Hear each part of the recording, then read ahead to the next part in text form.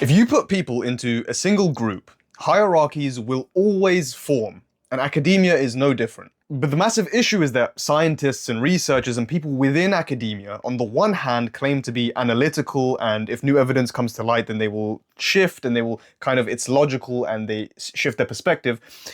But on the other hand, are so clearly very rigid and honestly dogmatic in the same way that they would see something like religion. It's almost a pseudo-religion. I was recently watching a video by someone called Gary Stevenson. I'm sure many of you will have heard of him, and he essentially talks about this kind of thing within the context of economics and how people don't view him seriously, or people don't take him seriously because he is not someone that is within academia.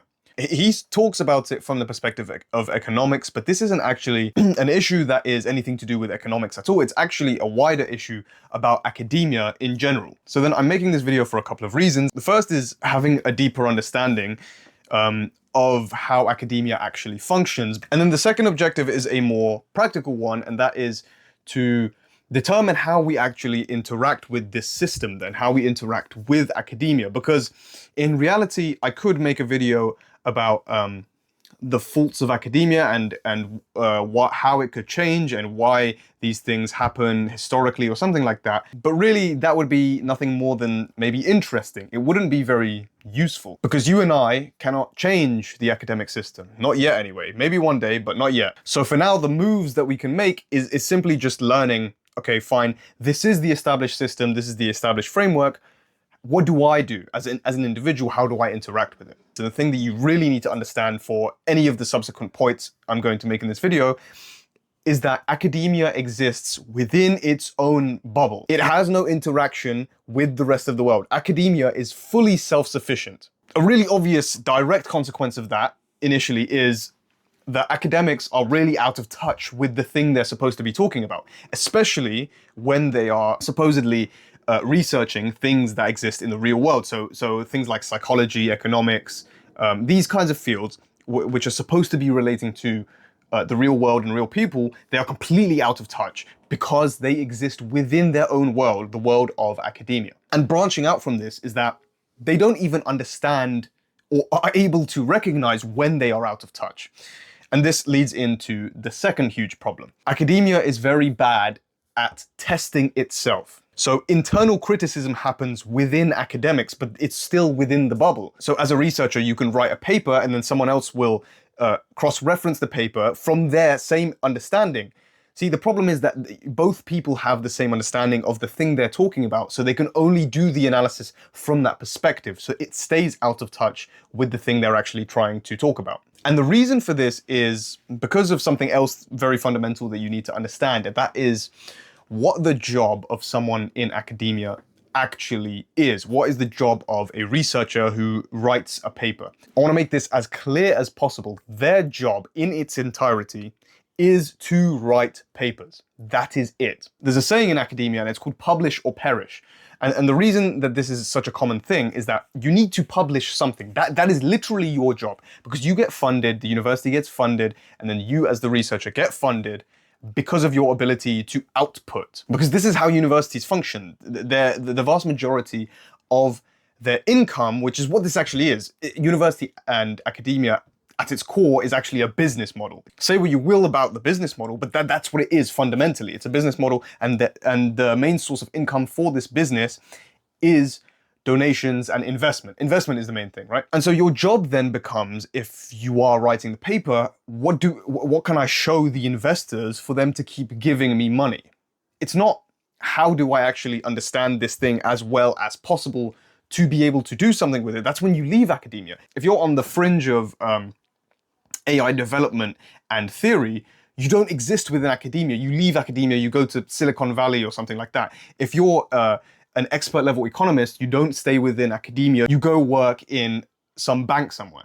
And the last thing is that because getting anywhere in academia is such a slow and long process, the people involved in it, by no fault of their own, to be honest, I mean, it's a normal psychological human reaction, but they become deeply attached to the ideas and legitimacy that are surrounded by academia, right? So imagine it, if you've spent 15 years of your life essentially locked away in a library, just writing things, and all of your internal validation models come from some higher up in the hierarchy. So when you're an undergrad, it's going to be the professor.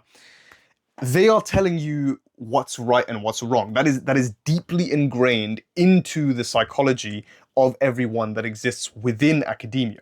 When then someone else who hasn't experienced that same suffering as you tells you that you are wrong about something, it's like something instantly switches in your mind. It's like there is no way that could possibly be correct. And this is where the kind of snobbery comes from within academia, the kind of intellectual elitism. It's actually of no fault of the academics themselves. It's deeply human and intrinsic to their work. But just knowing about it means that we can at least identify it. We're not saying anyone's in the right or in the wrong here. We're not pointing any fingers. We're just looking at the system and saying, okay, this is what's going on. I can clearly see that. So those are just a few surface level things that we have now established. So what's left is, well, how do we interact with the system? And there's two major ways that normal people, will interact with academia. And that's by actually being in academia at some level. So whether you go to university to do an undergraduate degree or a master's degree or a PhD or whatever. And then there's the interaction with the products of academia. So that would be like the research papers or the scientific journals and things like that. Firstly, in regards to actually entering academia, I'll keep it quite short for this section because there's not too much to say. Once you understand what the system is and how it functions better, you can kind of know what your move on the chessboard is. Essentially, you can understand what do I ideally before you enter academia, you can understand what is actually the thing that I want, what is the purpose of me potentially going or not going to university, how long would I go to university, etc., etc. But these things come quite naturally, and I'm going to assume that you as the viewer are smart enough to do that analysis by yourself, knowing what you know now about academia. The second thing is the interaction with the products of academia. So that is the research papers. And this is going to sound anti-intellectual, but fuck it all off. So forget the research papers, forget this scientist said this, forget the science says X or Y. Okay, and here is exactly why. For most of you watching anyway, you have never read a scientific paper.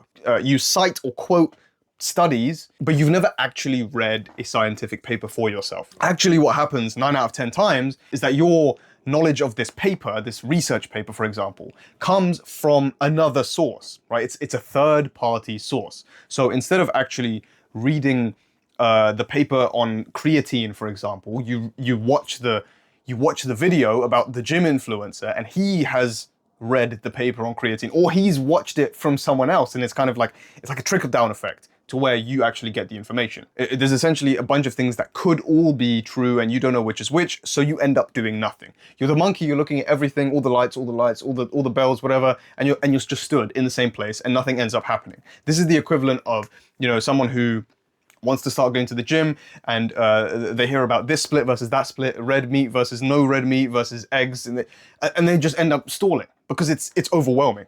Or the more cynical version is that someone intentionally manipulates research or data to try and push an agenda. Because every time you're watching someone, and this is the thing that people don't understand about scientific papers or things like that, is that you still have to interpret them yourself. The data is one thing. People say numbers speak for themselves. That's absolutely false. The numbers do not speak for themselves. You still have to interpret what the numbers actually mean.